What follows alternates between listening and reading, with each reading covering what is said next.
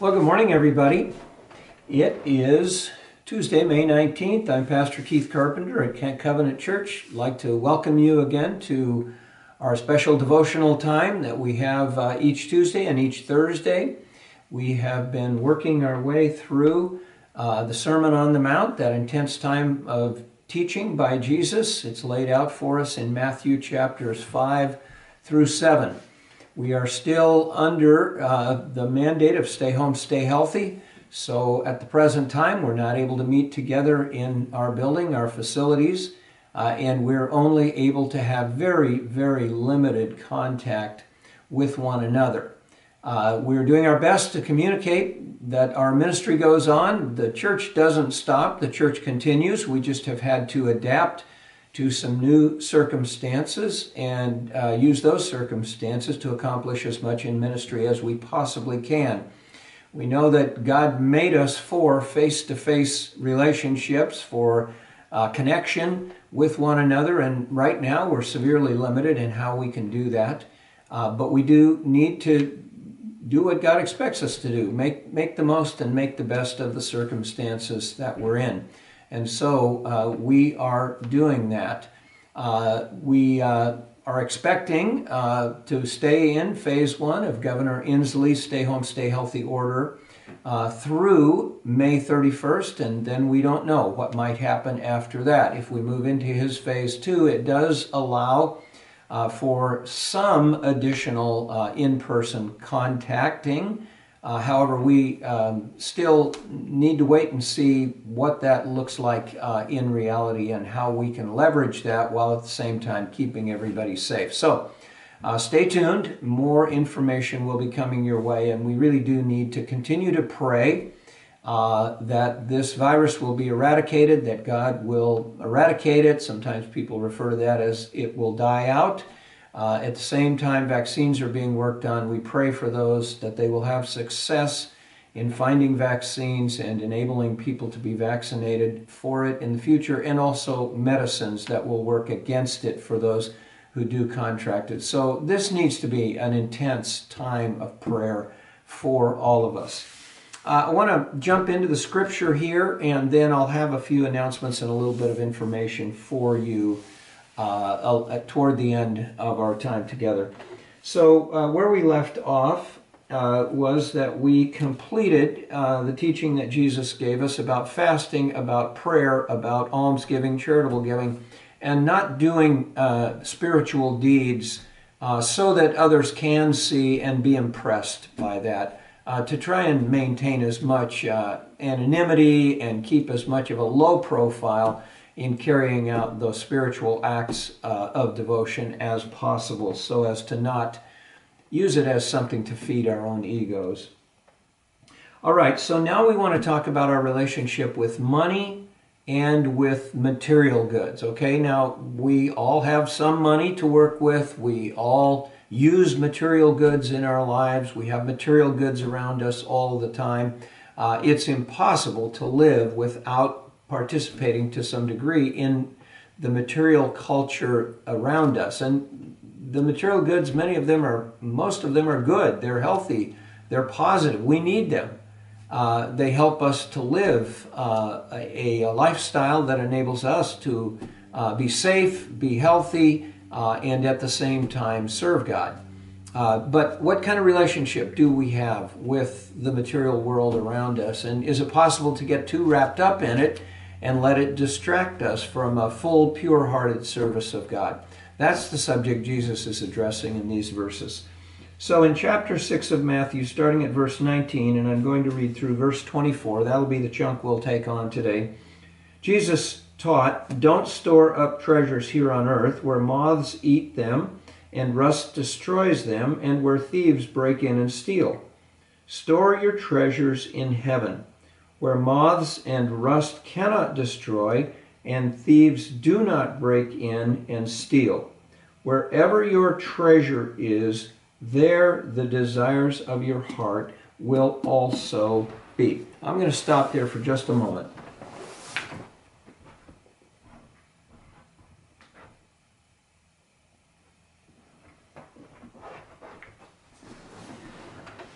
Let me continue on. Your eye is a lamp that provides light for your body.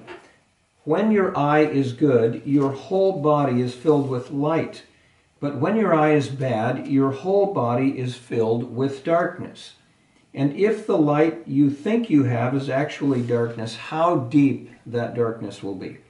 No one can serve two masters, for you will hate one and love the other. You will be devoted to one and despise the other. You cannot serve both God and mammon. So what's Jesus talking about here? Well, he says don't store up your treasures on earth, meaning don't focus too much on money and on material goods because there are more important things in life for you to be focused on. And if money and material goods gets the lion's share of attention in your heart, that will become what you focus your energy on, what you focus your desire on. And that's not how God calls his people to live. Now, first of all, he points out the bad things that can happen if you focus on storing up money or having lots of material goods and always wanting more and storing up more money than you need, more and bigger material goods than you need. For one thing, they're temporary at best. They only last as long as this life lasts, and there is a bigger, more important life beyond this one. But he points out that if it's clothing, moths can easily destroy it. And of course, a lot of the clothing in the ancient world was made of wool. You know, sheep were raised for the purpose of shearing their wool to be made into cloth, and cloth used for various purposes. And wearing impressive clothes was considered a sign of wealth and a sign of success. So people put a lot of money into clothing and into dazzling people with their clothes. And that gets mentioned oftentimes in the scripture. And then he says they can rust. This is kind of an unusual word for rust. Maybe that's what it means, but it could be a reference to the storing up of grain and then insects, worms, various things getting in and ruining what you have stored up. But we all know that things that are made out of metal, and we have lots of objects made out of metal, are subject to rusting and rusting very easily, and then that eventually ruins them. Or there is the danger that thieves can steal them. Homes were usually built out of baked clay. If thieves, burglars, had just a little bit of time, it wasn't hard at all for them to dig in to your house and steal whatever you had there. And the verb that's used here does imply that idea of thieves digging into your house, breaking in that way, and then stealing whatever you have. Whatever means the most to you is going to get your heart's attention. And that is the danger we're being warned against here. We're not being told that material things are bad. We're just being told don't overdo it. And focus instead on serving God and on keeping your life as simple as you can so that you can put your energy into serving God. It's not a call to be a monk and forswear any and all material goods. It's really a call to live a simple life and to recognize that material goods are here for us to use, not to, in a sense, own within our hearts. We all need a house. We need some kind of housing, an apartment, a roof over our heads. That's something that we need, and we're blessed to live in a culture which makes housing available to people, readily available. We all need, where we live, a car to drive, at least one, because public transportation has not developed in our society to the degree that where we live, we can completely depend upon it for everything. We need some clothing to wear. We need decent clothing to wear. We need clothing that protects us from the elements in the wintertime, that keeps us warm, and in the summertime that lets us work outside without being damaged by the sun and by the heat. But what this is warning us against is letting those material goods become too significant and too important in our hearts and in our lives, and to get our focus and our attention. There's no doubt that where we live, in the United States and America, our society has produced a great deal of wealth. And because it's produced a great deal of wealth, a lot is available to us. So I think that, this passage of Scripture is a fair and legitimate warning. And I guess in every age, people have faced this temptation. Sometimes you hear people talk about their dream house. Where is it located? How many acres do they have? What all goes into their house? How many square feet is it? Those are the dangers we're being warned against. If you make your dream house where you live on the face of this earth, you're taking something away from your future life in heaven because you're giving too much attention to where and how you live in this life. And eventually, of course, it becomes the necessity of always having more money to pay for all the things that you want. And then money, or the quest for money, begins to drive your life. It applies to automobiles. We need transportation, but do we let our automobile say something about who we are? That's something we have to be careful about. It's a danger to let our own ego, who we are, get wrapped up in the transportation that we use. It applies to clothing, and I've already mentioned the dangers there. It can apply to lots of different things in life. And so it's just a warning by Jesus, to keep your life simple, keep it basic, keep the focus on serving God and using everything you have to serve God. Now, what's interesting is where he goes with this. Your eye is the lamp that provides light for your body. When your eye is good, your whole body is filled with light. But when your eye is bad, your whole body is filled with darkness. If the light you think you have is actually darkness, how deep that darkness will be. Well, we have to be careful, is what he's saying, is we can think something is good and right, and we can pursue it, and it actually is meant by our enemy, by our spiritual enemy, to detract us from the service of God, to distract us also from the service of God, and to become much more important than it should, in which case we're beginning to walk into darkness. Interesting, they understood very well that light enters the body through our eyes. And of course, we all know, as they did, that our eyes depend upon light, okay? And the eye is a very simple and at the same time complex means of navigating, enabling us to navigate our way through life. I understood more and more the importance of our eyes when in 2014 I went through that period of having a detached retina. And it was quite literally an experience in my left eye of seeing a curtain slowly drop over my vision so that part of my eye was darkened. I couldn't get immediate surgery for it. I had a few things I had to make sure I finished because I had some vitally important trips where I had to do some flying. And, once you've had that surgery, you can't fly.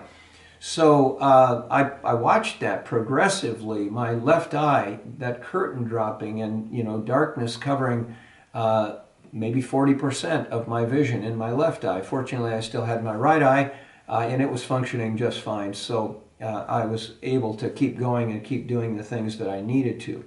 But we cannot see anything in a dark room, a completely dark room, because our eyes rely on light to see things. They take in the light, the light bounces off objects, which our brain interprets then according to shape and texture and distance and color, in all of those important things that go with our vision. And Jesus is just saying, whether literally or whether using this as a metaphor, that we want to keep our soul enlightened so that we clearly recognize the spiritual priorities in life. And lots of things that tempt us. The temptation to pile up treasures, to pile up money, to have more than we will ever need, and to put more focus on material goods than is appropriate, than is right in the sight of God, takes us away from the spiritual priorities of life, which then is like having a darkened soul, a spiritually darkened soul. That is the danger. So it's as we keep everything in perspective, and use material goods to help us serve God, but not focus on them, not put our energy into them, and not somehow think they define our success in life, is what we're being warned against, to not let that happen. So then we get to this: no one can serve two masters, for you will hate one and love the other. You will be devoted to one and despise the other. You cannot serve both God and money. You may know that the original Greek word is mammon. Mammon is sort of a combination of money and material goods. It's wealth.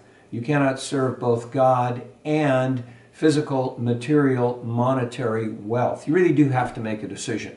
Which one of those is more important to you? And I know that, it's great danger, and somehow we try to live with a foot in both worlds. I'm pursuing wealth, and wealth is important to me, but at the same time I'm trying to serve God. It really tears us apart. One or the other has to be the clear priority. And if we follow Christ, the clear priority is following Him, keep our lives on this earth simple and basic, use material goods to help us in the service of God, but not focus our energy on them and think somehow they then get to define who we are and what our future looks like. They have absolutely no benefit to us in our long-term future. You've heard the saying, I've never seen a hearse pulling a U-Haul, meaning you can't take material goods with you. In the ancient world, they had a saying that was very similar to that. They said there are no pockets in a burial shroud. In other words, you can't take any of it with you. They did understand that, so Jesus is warning us clearly about the dangers that are involved. I want to transition to a couple of announcements at this point. First of all, as we've been saying, the next preaching series will be focused on readings from this book. This is the Immersed Bible Reading Series book. It's called The Poets. It focuses on Psalms, Proverbs, Ecclesiastes, Lamentations, Song of Songs, and Job. The name of the series that I'll be starting this coming Sunday is Poems of Hope in an Age of Distress. All right? We live in an age of distress. It's very clear we're in a time of distress right now. But distress in life is a common experience. It might not look exactly like what we're going through with COVID-19, but there are lots of times of distress in life. And there's a lot of great poetry here. Some of it focuses on the despair of the moment, but most of it focuses on the hope and the ways that God is present with us in those times of despair and those moments of distress. So this will be a great series. Peter has even invited us to write poetry. That is a new feature he introduced in our worship service called Poetry for a Pandemic. So if you want to write a poem, if you feel inspired to do that, go ahead. But anyway, you can pick up the book if you haven't got it already on Wednesday at the church building between 2:30 and 3:30. It's a book giveaway. We'll just hand it to you, put it in your car, and you can take it and go and get started reading. Now, here's the important announcement, okay? I will preach from Psalm 16 this coming Sunday. You want to know that. And then Psalm 34 the following week. Both of those fall within week one's reading, all right? I'm doing that intentionally, a sort of a little bit of a slower start so that we can get the book into everybody's hands and so that you have time to get your reading done so that you're not falling behind and then feeling hopeless about being behind. We don't want that to happen, all right? We want to give you plenty of time to get started on the reading. That means instead of being an 8-week series, it's designed as a 9-week series. After that, I'll preach one message, one sermon from that particular week's reading. The card is extremely important. It lays out your reading assignments each week, and there are 5 daily reading assignments each week. And then for those who are in community groups, and we encourage you to be in a community group, and let us know if you want to get into one. But there are the questions that are conversation starters over that week's reading. So that's another reason it's important for you to get your book and do your reading. And I want to get off to a kind of a slow start on this to let everybody get caught up. Okay? There's no charge. for the book, and if you cannot come by the church and pick it up, let Donna Hanson in our church office know, and we will arrange a porch drop. We got lots of people who are volunteering to do porch drops. All right, the next thing I want to tell you is that our food giveaway ministry has evolved and is moving in a new and a very fascinating, interesting direction.